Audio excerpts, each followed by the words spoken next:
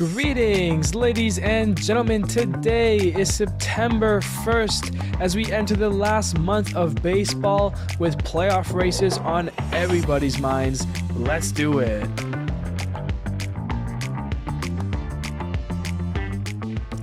Hello, everybody. My name is Steven. This is the middle of the order, and we are in September. The last month of regular season baseball is upon us, and we've got less than 30 games of the regular season remaining, and a lot of teams are separated within 1, 2, 3 games of playoff races. So we've got a month of fun games and good series to watch. And we'll be talking about some of that over this episode as well as the next episode and the rest to come. But for now, let's dive into our this week's series recap. Starting us off, we've got the Yankees and Tigers for 4. Aaron Judge and Gleyber Torres go back-to-back. The Yankees take the first one, winning it 4-1. Gleyber Torres, Kyle Higashioka, and Anthony Volpe all homer. The Yankees get the second game 4-2. Gleyber and Stanton go back-to-back as Torres gets his third straight day with a home run. The Yankees win it once more 6-2. And then down 3 in the top of the ninth, Anthony Volpe crushed a 3-run home run to tie the game for the Yankees and send it to extras. But the Tigers would walk it off and beat the Yankees. They win 1 of the 4 and salvage the series to avoid the 4-game sweep, beating them 4-3. Pirates and Royals now. Yohan Oviedo throws a complete game shutout. The Pirates win the first game 5-0. A couple of Pirate home runs helped them get past the Royals in the second game as they beat them 6-3. And then Brian Reynolds and Jack Sawinski both go deep for the Pirates. They end up sweeping the Royals, winning it 4-1. Padres and Cardinals now, and Blake Snell continues to make his case for Cy Young with another great start as the Padres take the opener, winning it 4-1. Wilson Contreras hits 2 home runs in the game, and we would be tied and need extras where it was Tommy Edman who is the hero as it's a base hit to walk off the Padres. The Cardinals take it 6-5. And what's better than walking off a team? Well, how about doing it again with the same player? Down by 1 in the ninth, Tommy Edman launched a 2-run walk-off home run as Tommy Edman was the hero in back-to-back games as the Cardinals walk off the Padres on back-to-back days, taking 2 of 3 in the series, beating them 5-4. The Braves and the Rockies, Austin Riley and Ronald Acuna Jr. both homer as the Braves blow past the Rockies, winning it 14-4. Charlie Morton pitches well and Marcell Ozuna hits home run number 30 on the year. The Braves take it 3-1. In that final game, Kevin Pillar, Marcell Ozuna, and Orlando Arcia hit the home runs. The Braves come to Coors and do what they need to do. They sweep the Rockies, winning it 7-3.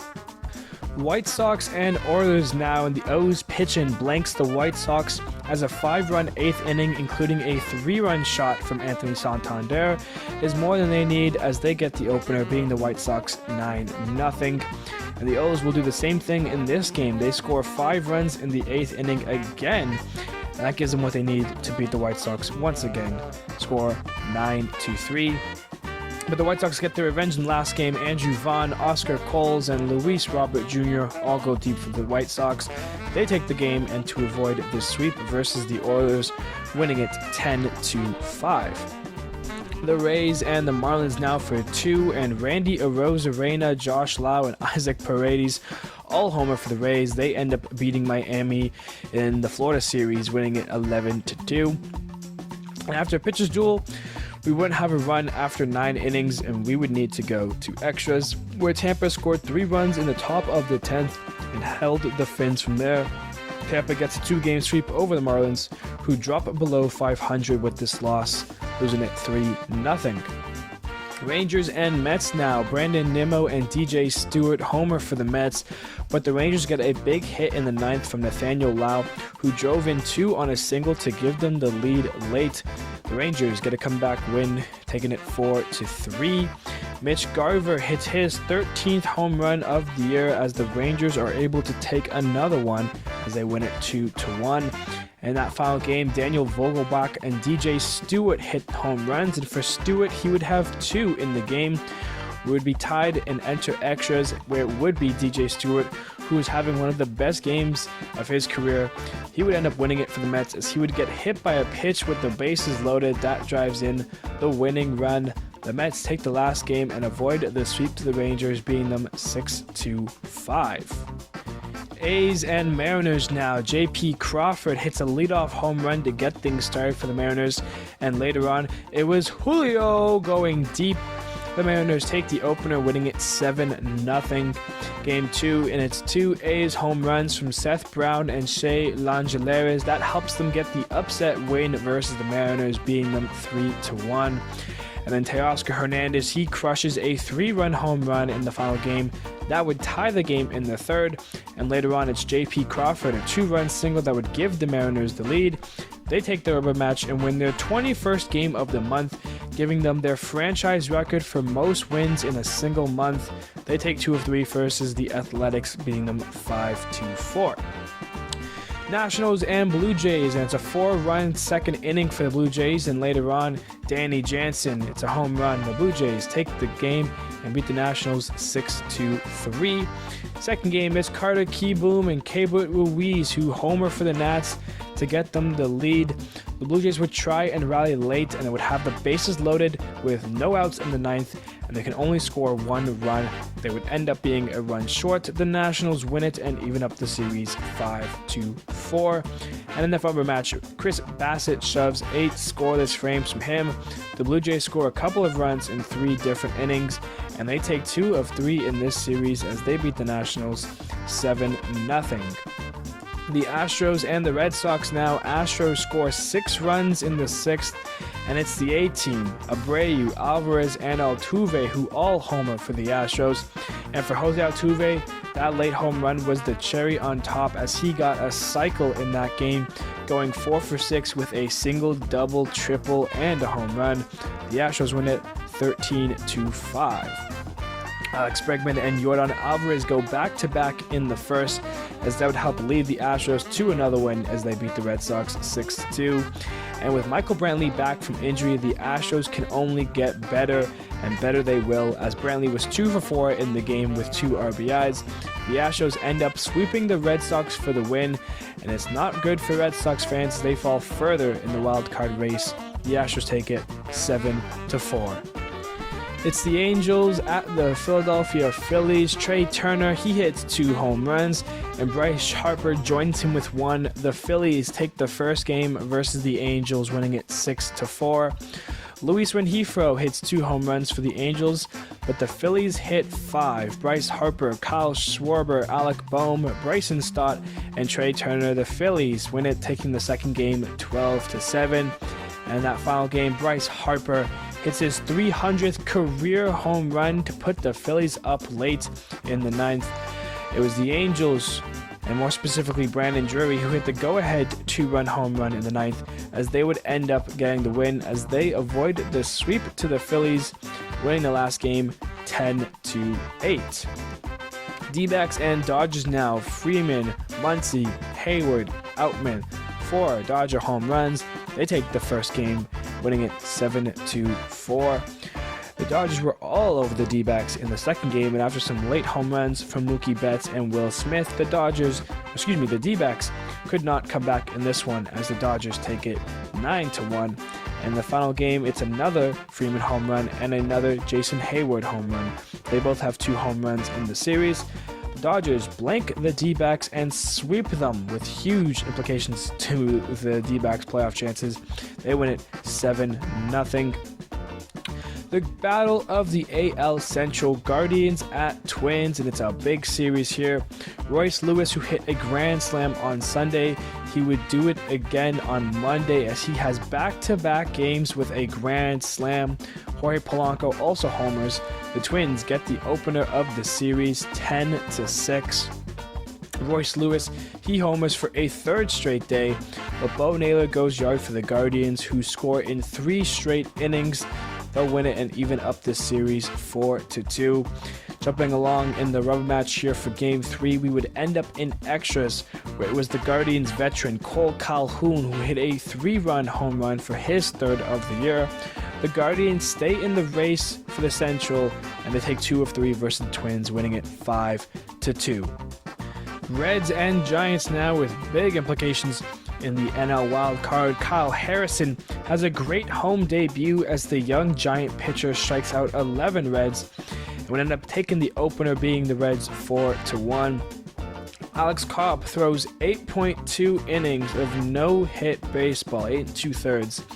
He was 1 out away, well over 120 pitches thrown in the game, and unfortunately he would end up giving an RBI double to Spencer Steer, not only losing the no-hitter, but also the shutout. But he would not lose the game as he got the last out. For the complete game, the Giants beat the Reds 6-1. Somewhat of a must-win for the Reds here in the NL wildcard race, and they would win as Christian Encarnacion Strand hits his 5th home run of the year. He would finish with 3 RBIs on the day. The Reds avoid the sweep and get the last game versus the Giants 4-1. Lastly, now here we got the Brewers and the Cubs, a series that not only has implications in the NL wildcard but also in the NL Central. The Brewers hot on an 8-game heater, and they would start this game just like that win streak, hot. Christian Yelich and Mark Canha both homer, and it was already 4-0 before Cubs fans even found their seats. The Brewers end up winning their win streak becomes 9. They beat the Cubs 6-2. The Cubs would sneak in a run in the first inning, which turned out to be the only run as Justin Steele and Corbin Burns both pitched gems. The Cubs beat the Brewers and end their win streak before reaching double digits. They win 1-0. Rubber match now, and we would be tied entering the 8th, where it was Cody Bellinger who put the Cubs up with a base hit. That would be the winning run as the Cubs would hold the Brewers in the 9th. They end up taking 2 of 3 in this series and getting a game back in the NL Central as they win it 3-2. That will do it for our series recap, and if you noticed, it is no longer in AL East to NL West order. From now on, for the month of September, I'm going to be doing the series recap from least interesting series to most interesting series in terms of our playoff races here. Moving on now into our game of the week. We're going to the Twins and Guardians for that Wednesday game where it entered extras. Bottom of the 5th, that's when the scoring got started as Jorge Polanco singles in 2. The Twins were up 2-0. Top of the 8th, though, the Guardians will get one back with a Steven Kwan single to make it 2-1. And then in the top of the 9th, the Twins will challenge a hit by pitch, and the call on the field will stand. The hit by pitch allows the Guardians to get a run with the bases loaded there. That made it 2-2, and we would jump into extras. We're in the top of the 10th. That is when the veteran Cole Calhoun, home run number 3 on the year, a 3-run shot, put the Guardians up 5-2, and they held the Twins from there as they get a much-needed win. All right, let's start talking about some of the news that went on this week. And let's start with those Angels and the waiver deadline. And what that is essentially is teams can put players on the waivers to be claimed by other teams. The way it works is that if you have the worst team or the worst record, you can put your claim in, you would get that player. So for Oakland, if they placed a claim on any of those players who were on the waiver line, they would automatically get them. They also get all the money that the player is owed, which is why the Angels, believe it or not, decided to do the unthinkable. They waived 5 players from their Major League roster, including Lucas Giolito, Ronaldo Lopez, Matt Moore, Hunter Renfroe, and Randall Grichuk. The crazy thing is, just over a month ago, the Angels were trading for 3 of those guys, in Lucas Giolito, Ronaldo Lopez, and Randall Grichuk. And, obviously at the time we were really happy that the Angels were trying and they're making moves now, to try to go all in for it. It didn't work out. They had a really tough month of August, and they're obviously not going to be contending. So now they're kind of just giving out all these players because, they're not going to contend, try to save some money. And, you can understand it from the Angels' perspective, but at the same time, could all of this have been avoided if they had made some better decisions throughout the season? Yeah, probably, but that's just the way it went. So teams could have taken these players, and it would have been fun to kind of debate who I think could end up where.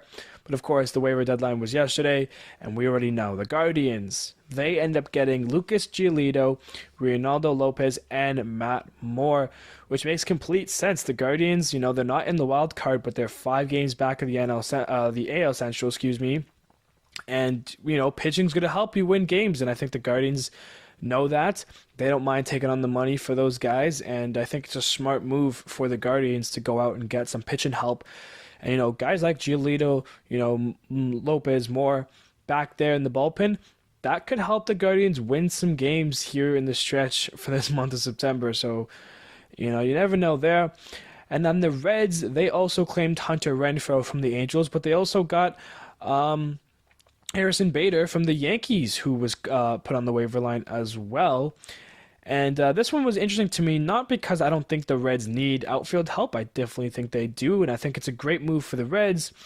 But why not the Marlins is what I was thinking when I originally saw this, because the Marlins had a lower or a worse record than the Reds, meaning they could have made a claim for Hunter Renfroe or Harrison Bader, and I think both those guys could have helped out the Marlins more. Or at least helped out the Marlins, who have been struggling as late. They're kind of the worst team in the NL right now for the competing teams. They're 3 games back of the wild card. They could have used one of these guys to help out, and they didn't go for it. Interesting on the Marlins' part, but I think the Reds getting some kind of outfielder veteran presence, someone like Bader defending center field will make your defense a lot better, and a power guy like Hunter Renfroe is going to help those young kids, going to help the Reds overall. So I think it's a great move for the Reds there. Going back to the Guardians, they released Syndergaard, who they trade for at the deadline. Now they have Giolito. I think they're much happier with Giolito than they would with Syndergaard. And speaking of released players, the Yankees also did a crazy thing. They released Josh Donaldson, obviously struggling, down year, injuries, etc. And the Brewers have decided to sign him. So Josh Donaldson has gone from New York Yankee to Milwaukee Brewer and is now in a playoff race with the Brewers. So good for Donaldson there. I hope he gets a little bit back to his form and can help the Brewers down the stretch there. We had some history being made over the last couple of days, starting with Bryce Harper, who hit his 300th home run of his career. There is now 12 active players who have home runs above 300, starting with Miguel Cabrera, Nelson Cruz, Giancarlo Stanton, Mike Trout, Joey Votto, Evan Longoria, Paul Goldschmidt, Nolan Arenado, Freddie Freeman, Manny Machado, JD Martinez, and now number 12, Bryce Harper. He had quite the moment in Philly. He's had quite a series in general and a good week as a whole as the Phillies try to compete for one of those wild card spots. Bryce Harper, come back from injury earlier in this year, and he's starting to hit now. He had a really strong month of August, so good for Harper, good for him to reach that milestone. Also reaching milestones, Ronald Acuna Jr. Yesterday, on Thursday, he got married, and then later in a game against the Dodgers, which we won't be diving into just yet, but he did hit a home run in that game. It was a grand slam, and that made him get his 30th home run of the year. He became the first ever MLB player in history to record a 30-60 season, 30 home runs, and 60 stolen bases. Quite a day for Acuna. Get married and make history as the only guy to ever do that. So good for him. He's had a really good season. We know that the NL MVP right now comes down to Acuna versus Mookie. And as good as Mookie's been, Acuna's got something that I think Mookie doesn't, and that's a flair. But there's more to baseball than just the flair for Dramatica. But I do hope to see Acuna winning the NL MVP, but we'll talk about that a little bit more down the stretch. But for now, just congratulations to both Bryce Harper and Ronald Acuna Jr. And speaking of Acuna, in the series against Colorado, two fans, I should say, rushed the field. I don't know if they were trying to grab, take a photo with Acuna, but either way, As the videos, if you haven't seen them, I'd definitely check it out. Two fans run onto the field. They go to Acuna. There's one fan holding him. Security comes in, tries to, pull him off and everything. They end up tripping Acuna. It's just a poor look by the security at Coors Field. And it's just been happening a lot recently with fans running onto the field. Obviously, you're going to get that every now and then. But, you don't want them to interfere or interact with players. And security has to do a better job at that. They were there holding on to Acuna for a good, 30 seconds to a minute before they finally got them off and they went down kicking and screaming. But I mean, the security needs to be better, not only at Coors Field, but by all these other, fields where this stuff has been happening. It's one thing for a fan to run onto the field for a little bit and then to try to escape security, have some fun like that. But it's completely different, and it's a huge safety concern when they try to interact with the players. That cannot stand. Security needs to be improved in these locations to make sure that stuff doesn't happen. I just want to mention that really quickly because I thought that video was very interesting, at least to say the least. Now I'd like to talk about some of the injuries for some contending teams. There's a couple of big names getting blown. First, there was an update on Nick Lodolo from your Cincinnati Reds. It is said that he will not return for the season. Obviously, he hasn't pitched since, I believe, end of April, early May. He's been dealing with injuries for a lot of the season, and he won't be able to return for the Reds, which is a blow to them. They have guys there who can pitch. Hunter Green, since he's been back from injury, has been doing really well. A lot of their rookies stepped up originally, especially when Ellie De La Cruz got called up. Their rookie pitchers were phenomenal, but have slowed down since. And when it comes to September baseball and playoff baseball, pitching will help. Pitching wins you ball games. So for the Reds not to have kind of their 1-2 with Hunter Green and Nick Lodolo, it's unfortunate, but he will be done for the season. The Blue Jays have lost their left side of the infield for a little bit. Both Matt Chapman and Bo Bichette left one of the national games, and they're both now on the 10-day IL.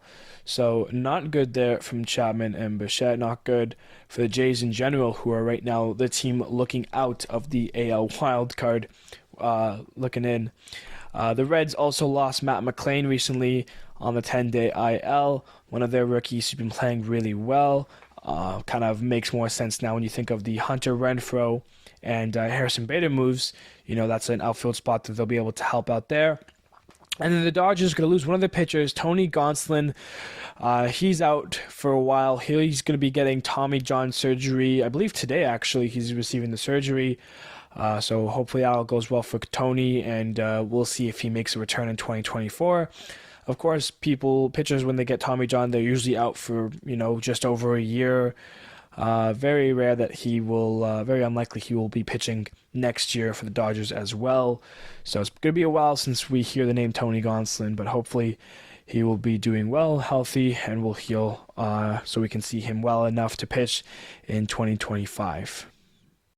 As all of you know, we are in September, but what some of you might not know is that it is time for some September call-ups. The roster size on an MLB roster expands from 26 to 28 for the month of September. This gives teams chances to, play some veteran guys who might help them out in postseason pushes. But it also gives teams who aren't contending chances to try out some of their young guys, and I want to talk about that a little bit briefly here. The Red Sox, they made a move. They called up one of their kids, Cedane Rafael, their number 3 prospect. He's going to be joining the Red Sox for now. The Mets are calling up their top shortstop, Ronnie Mauricio. So, the Mets got something to have kind of be excited about towards the end of the year. And I think the most interesting one so far, the Yankees, the two that they're going to be calling up and adding to their team are both top prospects for them. Austin Wells, their top catcher, as well as the Martian, Jason Dominguez, the number 1 rated prospect from the Yankees farm system. Supposedly the next Mike Trout, he's getting the call. He will be a New York Yankee, and he's making his debut, as well as Austin Wells, today against the Astros. So the Yankees, there's been, they're last place in the division. Will they stay last place? Who knows? But at least they have something to look forward to watch these young kids play and kind of get a a taste for what could to come next year. But yeah, the September call-ups are here. There's a lot of moves to go over. We probably won't be going all over all of the team's moves, the two roster spots that they call up. But we'll see from there. But I want to touch about that briefly. And the last little bit of news to go over. The Kansas City Royals have officially, mathematically, been eliminated from all playoff contention this year. They're the second team to be knocked out of the runnings mathematically.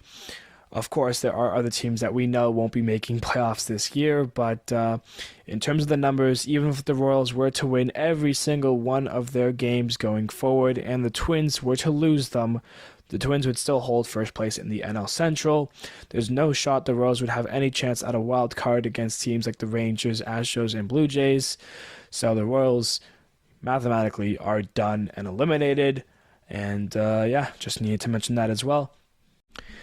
Now let's dive into our hot and cold, and we're going to start with the Blue Jays. Davis Schneider, 9 for 17, 3 home runs, 8 RBIs, 7 runs, an OPS of 1.854. Trey Turner from your Phillies, 9 for 19, 4 home runs, 11 RBIs, 9 runs, OPS of 1.816. Also from your Phillies, Bryce Harper, 8 for 18, 3 home runs, 8 RBIs, 5 runs, an OPS of 1.621. Alex Bregman from your Astros, 11 for 22, 2 home runs, 7 RBIs, 8 runs, an OPS of 1.548. And Teoscar Hernandez, 8 for 19, 4 home runs, 12 RBIs, 5 runs, an OPS of 1.503. A look now at our cold players. We're starting with the Giants. Paul DeJong, 0 for 17, 6 Ks. Trent Grisham from your Padres, 0 for 15, 5 Ks. Ryan Jeffers from your Twins, 0 for 13, 10 Ks. Mike Moustakas from your Angels, 0 for 15, 6 Ks. And then Carlos Correa from your Twins, 1 for 19, 8 Ks.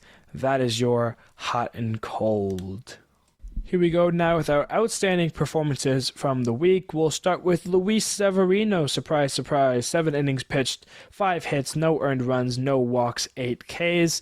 Blake Snell, 7 innings pitched, 2 hits, no earned runs, 5 walks, 9 Ks.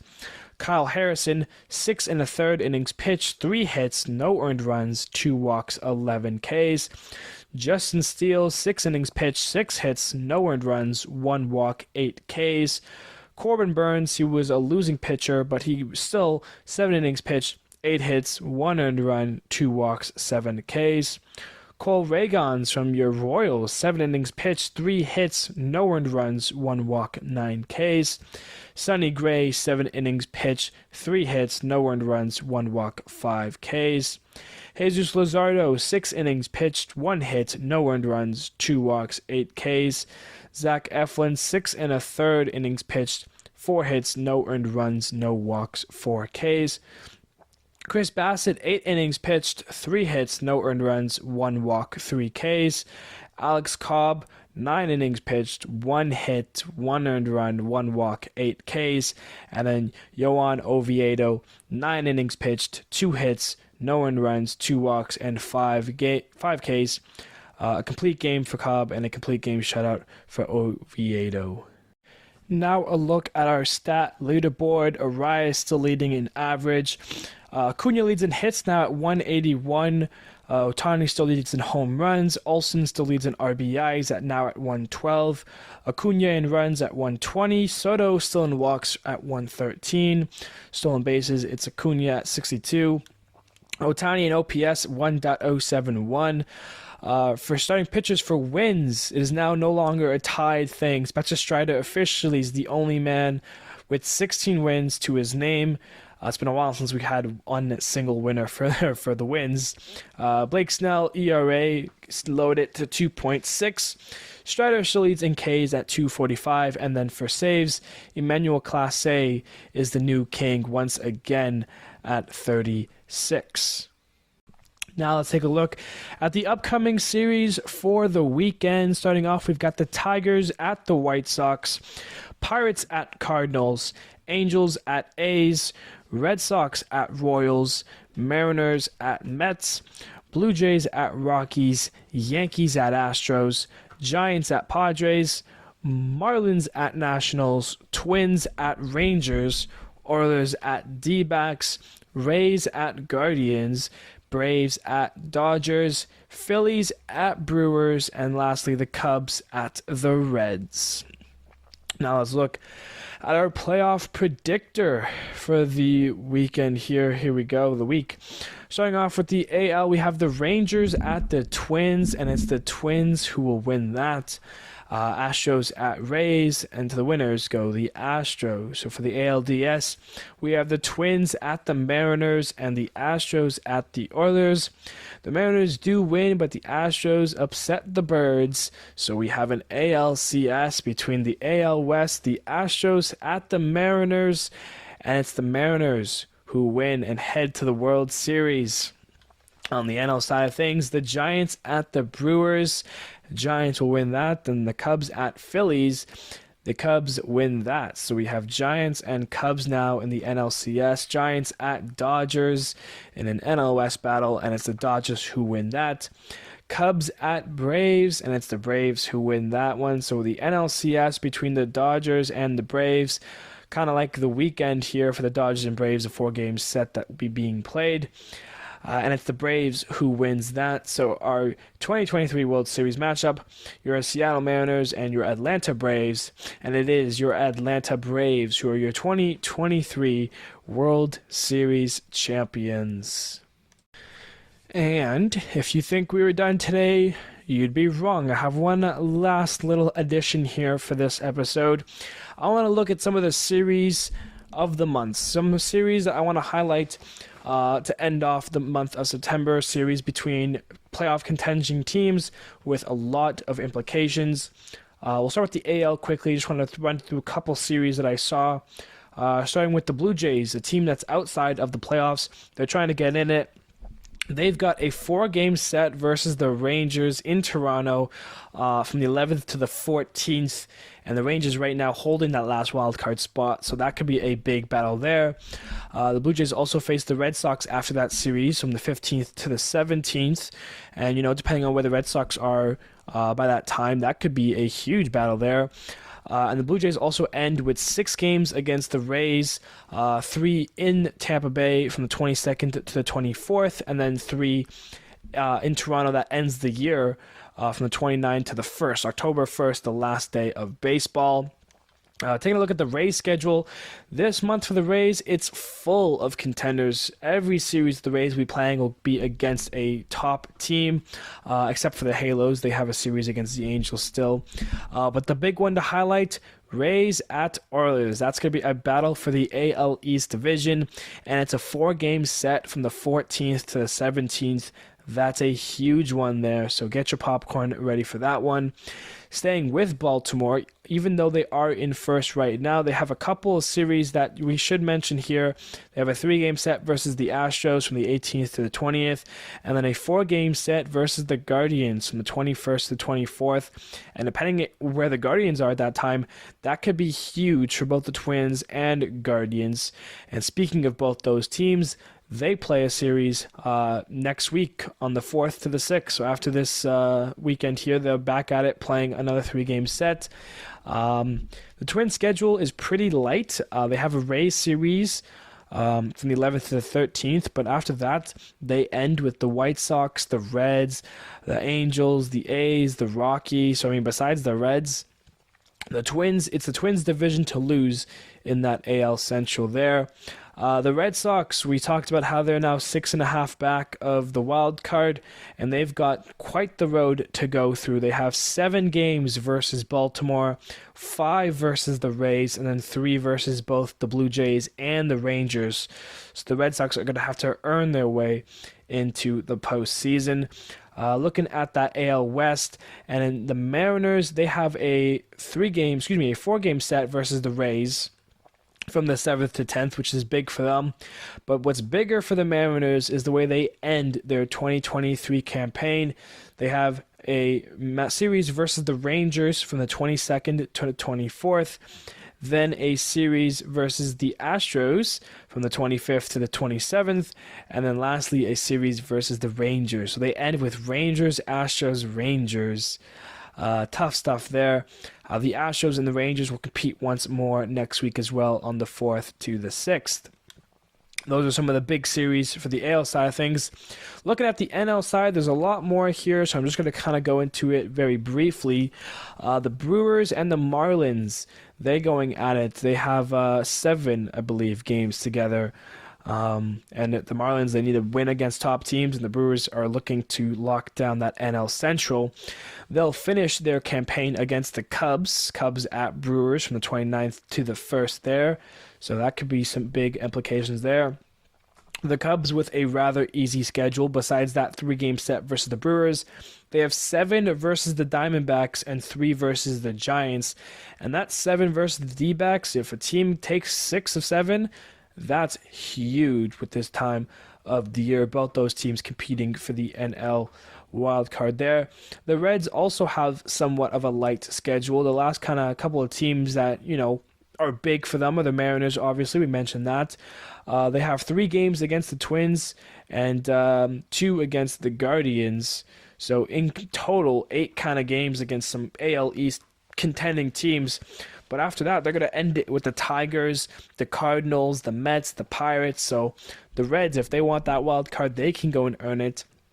The Marlins, they're lucky. They end with 6 versus the Pirates and Mets. But before that, they have 7 versus the Brewers, 3 versus the Dodgers, Braves, and Phillies. So the Marlins, despite having an easy end, they have a rough start. And those series versus the Dodgers, Braves, and Phillies will not be easy. And as long as they can kind of 50-50 the Brewers series, maybe win 3 of 4, or 3 of 7, or 4 of 7, I think the Marlins could end up in good shape if they can end up the Dodgers, Braves, and Phillies winning 5 of those. The Giants, they have 7 versus the Dodgers still to go, and they have a 2-game set versus the D-backs, and depending on where the standings is at that time, that 2-game set could have some huge implications for both those teams. The D-backs, they have 7 versus the Cubs, we mentioned that, and they're going to end their season with a 3-game set versus the Astros, which is not what you want to see. But if you really don't want to see something, it's the Phillies. And although they're first place in the NL wild card, they have a nice lead. They have 7 games versus the Braves this month, and that could spell some trouble for Philly. But I just want to get those out of the way. Those are some series to watch this month. We are going to end this episode here. We've got 1 month left. Just under 30 games to go. Playoffs are coming up. Teams are going to start falling out like flies. And I can't wait for this month. It's one of the most competitive months of the year. And baseball is going to be hot as we talk playoffs for the rest of the month of September. Thank you, everybody, so much. And I will see you guys on Monday.